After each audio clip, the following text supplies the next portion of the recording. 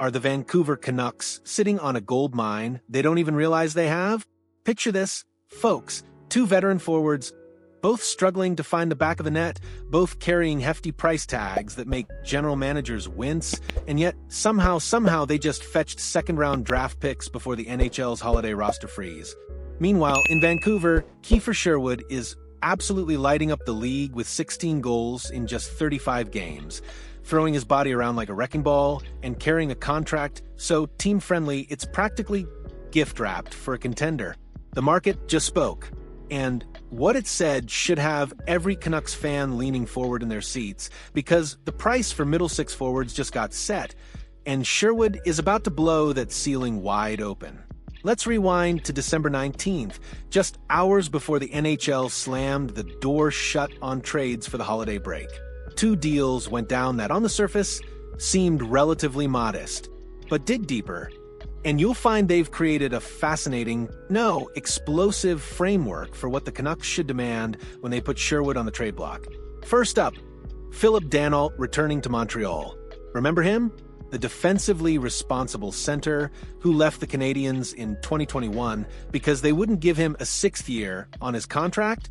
Well, guess what? Montreal just paid a second-round pick to acquire the fifth and sixth years of that very contract from the Los Angeles Kings. The irony is so thick you could cut it with a skate blade, but here's where it gets interesting. Danault isn't exactly setting the world on fire this season. 0 goals. 0. In 30 games, he's managed just 5 points total, and his expected goals percentage has cratered to a career-worst 47.95%. This is a player whose defensive prowess used to earn him Zelka Trophy votes, now struggling to do the one thing he was supposed to excel at.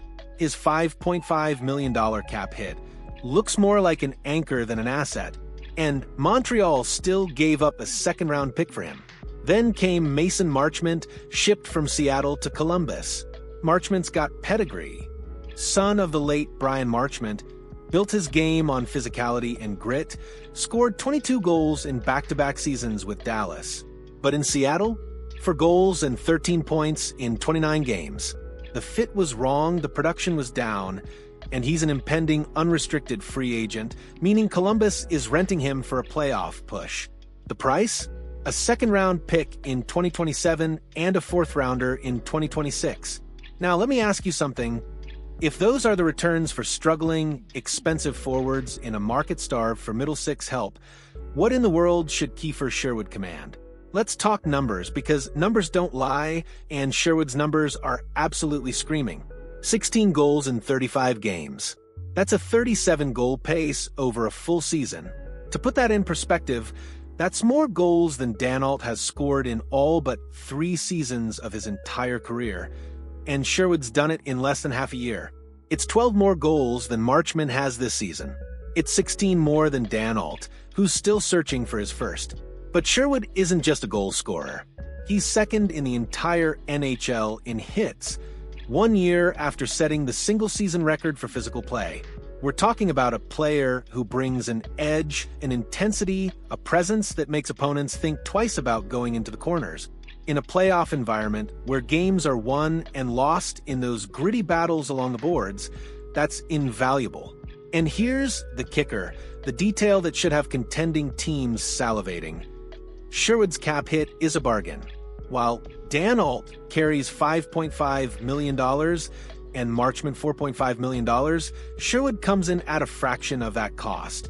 In the first season, with a salary cap in the playoffs, acquiring a player who doesn't blow up your financial structure is like finding a unicorn in a field of horses.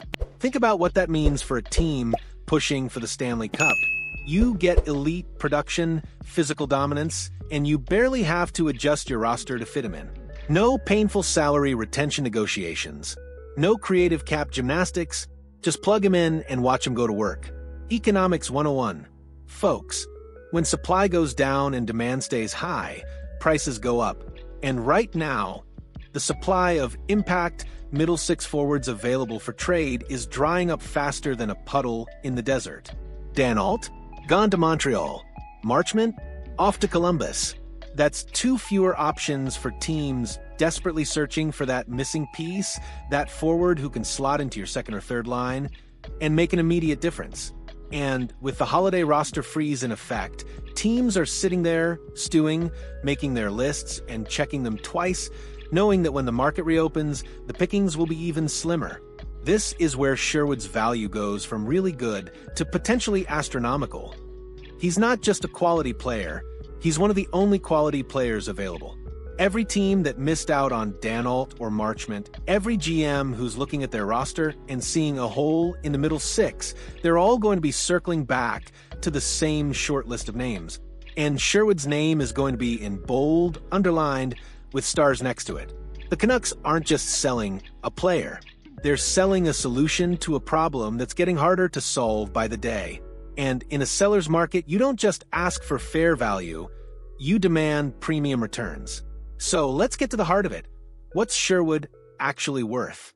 If Philip Danault, with his 0 goals and declining defensive metrics, fetched a second-round pick, and Mason Marchment, with his 4 goals and questionable fit, got a second-rounder plus a fourth, then the floor for Sherwood is already established. But Sherwood isn't the floor, he's the ceiling. The asking price has to start with a first-round pick. Full stop. No negotiations, no, let's see what else is out there. A first-round pick is the baseline, the entry fee to even have the conversation. But here's where it gets spicy. The Canucks shouldn't stop there. Sherwood's impact, his affordability, his scarcity, all of it suggests they could and should ask for more. A first-round pick plus a quality prospect? Absolutely on the table. A first-rounder and a conditional second that upgrades based on playoff performance? Even better.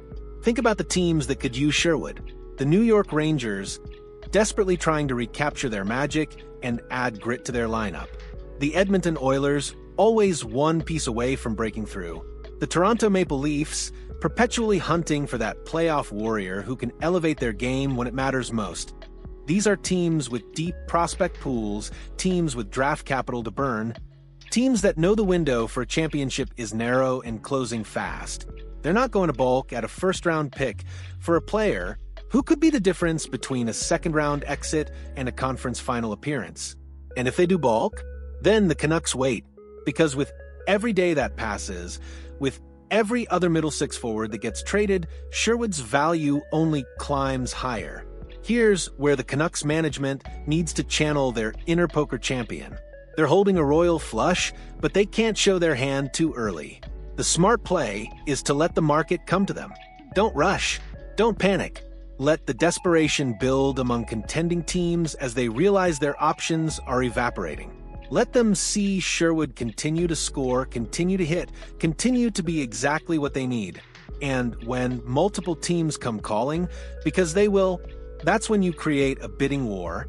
You pit the Rangers against the Oilers, the Maple Leafs against whoever else is hungry enough to pay the price. You let them drive the value up, knowing that in a market this tight, someone will blink first and overpay. Because here's the truth that every GM knows, but hates to admit. Draft picks are hypothetical. Prospects are potential. But Kiefer Sherwood is proven, immediate, and available. In a league where the difference between winning and losing can come down to one bounce, one hit, one timely goal, you don't gamble on maybes when you can have a guarantee. The Canucks need to be ruthless. They need to recognize that Sherwood's value may never be higher than it is right now, in this moment, with this market, and they need to extract every ounce of value they can, because that's how you build a sustainable winner, not by being nice, but by being smart.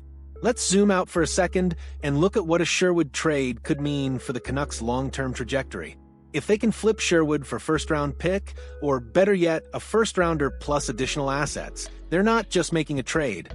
They're accelerating their rebuild, restocking their prospect cupboard, and setting themselves up for sustained success down the line. First-round picks are the lifeblood of any organization. They're the foundation you build on, the young talent that develops into your core, the cost-controlled players who allow you to spend big on free agents when the time is right. Getting a first-rounder for Sherwood, especially in a draft class that's supposed to be deep, is like planting a seed that could grow into a franchise cornerstone. And if they can add a prospect on top of that, even better. You're talking about doubling down on the future, creating multiple pathways to success, ensuring that even if one pick doesn't pan out, you've got backup options. But here's the emotional reality that Canucks fans need to grapple with. Trading Sherwood is going to hurt. He's been a fan favorite, a warrior, a guy who leaves everything on the ice every single night. Watching him succeed in another jersey, especially if it's with a rival or a contender that goes deep in the playoffs, is going to sting. But sometimes, the right move isn't the easy move. Sometimes, you have to sacrifice the present to secure the future. And if the Canucks can turn Sherwood into the kind of return that sets them up for years to come, then it's a sacrifice worth making. The market has spoken, folks, and its message is crystal clear. Middle six forwards with impact are worth a premium, even when they're struggling. Philip Danault and Mason Marchment set the floor at a second-round pick, despite their underwhelming performances this season. Kiefer Sherwood is not the floor. He's the penthouse suite. With 16 goals, elite physicality, a team-friendly contract, and increasing scarcity in the market, Sherwood's value has skyrocketed into first-round pick territory and potentially beyond. The Canucks hold all the cards, and if they play them right, they could walk away with a haul that transforms their franchise. So here's the question that should be keeping Vancouver's management up at night. Are they bold enough to demand what Sherwood is truly worth?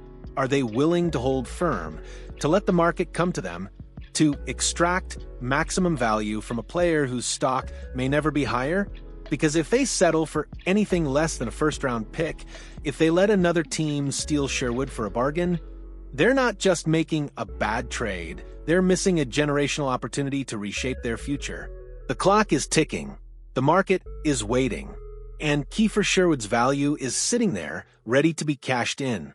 If this analysis has your mind racing with possibilities, or if you think the Canucks should hold onto Sherwood and make a run themselves, drop your thoughts in the comments below. Are you team trade him for maximum value, or team keep the warrior and compete now? Let's debate it, because this decision could define Vancouver's next 5 years. And if you want to stay ahead of every twist and turn in this unfolding saga, make sure you're subscribed so you don't miss a single update. The trade market is about to explode, and you'll want a front row seat for what happens next.